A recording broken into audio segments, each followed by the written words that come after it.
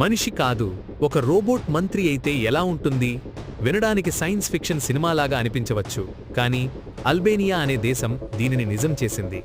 నమస్కారం. ప్రపంచంలోనే మొట్టమొదటిసారిగా అల్బేనియా ఒక ఆర్టిఫిషియల్ ఇంటెలిజెన్స్ అంటే ఏఐని తమ మంత్రివర్గంలో చేర్చుకుంది. డేలా అనేది ఈ ఏఐ మంత్రి పేరు.